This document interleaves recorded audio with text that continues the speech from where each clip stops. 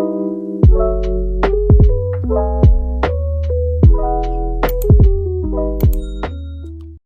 teman-teman semuanya, selamat datang di video ini. Jadi di video ini kita akan sama-sama membahas tentang apa sih itu titrasi asam basa dan mengapa kita perlu mempelajarinya. Namun, sebelum kita ke materinya, ada kata pepatah, tak kenal maka tak sayang maka tak cinta. Maka dari itu, perkenalkan, nama saya Gertrudis Marta Isabella Tanesi dengan nomor induk mahasiswa 2306112509 dari jurusan Teknologi Pertanian dengan program studi Teknologi Hasil Pertanian dari kelas THPA, Fakultas Pertanian Universitas Riau. Yuk, kita langsung ke materinya. Nah, sebelum kita masuk ke pembahasannya, kita harus tahu dulu nih kenapa kita mempelajari titrasi asam basa. Nah, ada beberapa tujuan dari kita mempelajari titrasi asam basa ini.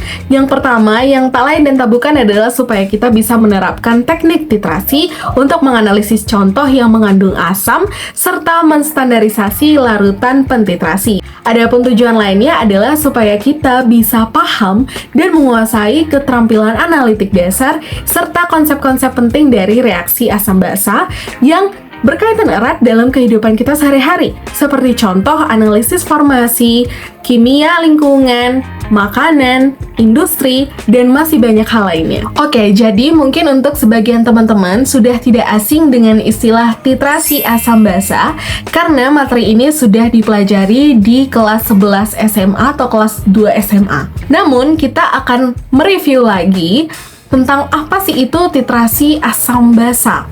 Nah, kita mulai dari pengertian titrasi itu sendiri.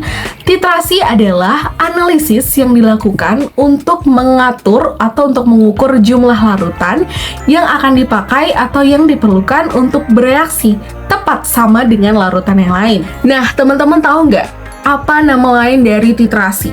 Dari analisis titrasi? Ya, betul.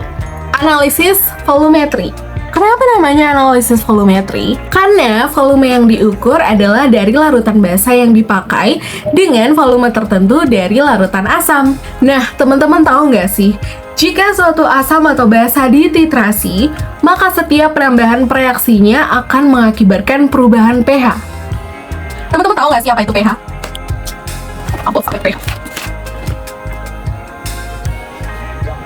Jadi, pH adalah singkatan dari potensial hidrogen yang merupakan derajat keasaman atau ukuran jumlah ion hidrogen dalam satu cairan atau larutan. Oke teman-teman, jadi dalam titrasi asam basa ini dikenal istilah titik ekivalen. Titik ekivalen itu apa? Jadi, titik ekivalen itu adalah kondisi di mana suatu larutan itu sudah bersifat netral. Caranya adalah dengan menambahkan setetes demi setetes larutan basa yang sudah terstandarisasi kepada larutan asam sehingga mereka bisa bereaksi. Nah, jadi penetesan itu dihentikan ketika mol H+ itu sudah setara dengan mol OH-. Nah, maka saat itulah larutan sudah bersifat netral dan bisa dikatakan sudah mencapai titik ekivalen.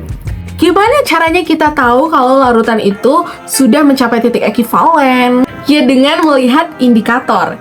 Nah, jadi teman-teman, kita bisa menentukan bahwa suatu larutan itu sudah mencapai titik ekivalennya dengan menggunakan indikator, karena zat ini memperlihatkan perubahan warna pada pH tertentu. Jadi, teman-teman tahu nggak sih, ternyata titrasi asam basa ini punya jenis-jenisnya sendiri.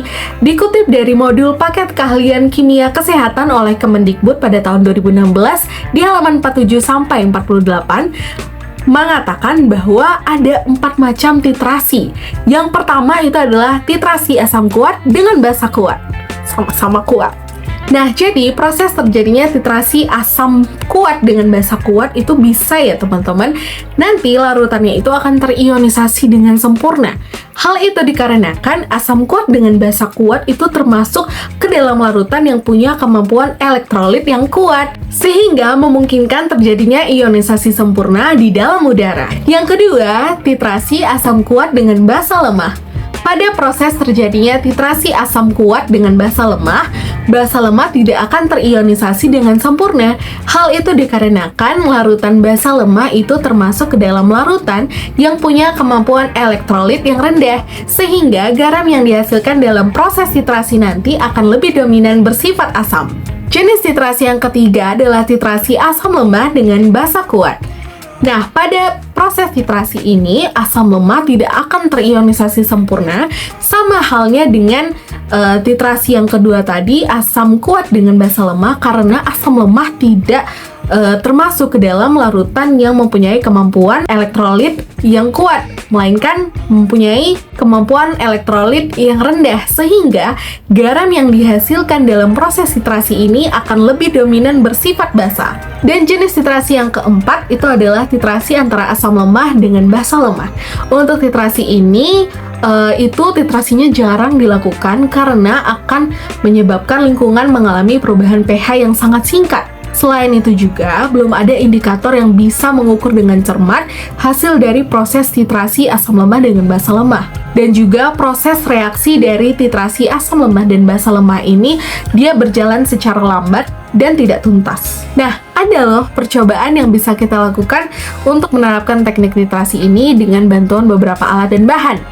Untuk alat dan bahannya, yang pertama itu adalah buret, kemudian statif, Erlenmeyer, dan pipet tetes. Untuk bahannya ada larutan NaOH standar, larutan sampel, dan indikator phenolphthalein. Tapi ingat ya teman-teman, jangan lakuin eksperimen ini sendirian di rumah. Harus ada orang dewasa atau orang yang berpengalaman yang mengawasi kita. Oke? Oke, jadi teman-teman untuk cara kerja titrasi asam basanya bisa dilihat di video di atas ya. Yang pertama, kita harus sudah menyiapkan alat dan bahan yang kita perlukan tadi yang sudah disebutkan di awal. Jadi, untuk cara kerja yang pertama yaitu ambillah sebanyak 10 ml larutan HCl yang tidak diketahui konsentrasinya dengan menggunakan pipet volume ke dalam Erlenmeyer. Kemudian, teteskan sebanyak 3 tetes indikator phenolphthalein ke dalam Erlenmeyer. Lalu, isi buret dengan menggunakan larutan NaOH sebanyak 0,1 mol. Cara melakukan titrasinya yaitu dengan menggoyang-goyangkan Erlenmeyer. Hentikan titrasi saat larutan sudah berubah warna menjadi warna merah muda atau ungu permanen. Oke, jadi ada sedikit pembahasan mengenai indikator phenolphthalein. Kenapa sih kita harus pakai indikator phenolphthalein? Kenapa nggak indikator yang lain aja? Ya, phenolphthalein sering digunakan sebagai indikator dalam titrasi asam basa. Untuk aplikasi ini, ia berubah warna dari tak berwarna dalam larutan asam menjadi merah muda dalam larutan basa. Indikator kimia ini berfungsi untuk mengetahui kapan suatu sampel atau titrat telah habis bereaksi, sehingga ketika telah melampaui titik ekivalen, akan terjadi perubahan warna yang spesifik. Fungsi dari penambahan indikator phenolphthalein pada titrasi asam basa yaitu untuk menentukan titik ekivalen. Indikator phenolphthalein berubah warna di sekitar titik ekivalen dan merupakan indikator yang sesuai. Phenolphthalein berubah warna pada pH di atas 7 sampai pada pH 8,2. Indikator ini tidak berwarna dan pada pH 10 indikator ini berwarna merah. Akan tetapi dalam larutan basa kuat zat ini kembali tak berwarna.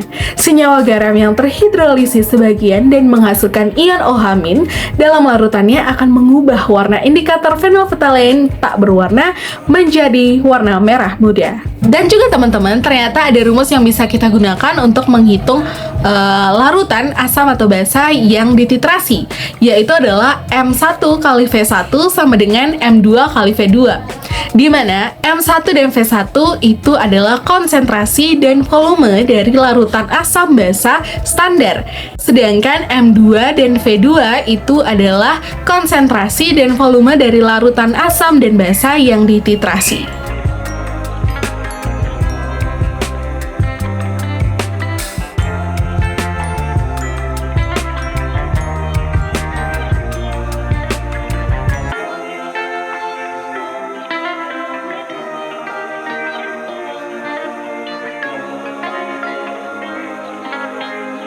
Oke teman-teman, sekian video pembelajaran mengenai materi literasi asam basa yang sudah saya sampaikan. Semoga teman-teman semua bisa mengerti. Sekian dan terima kasih.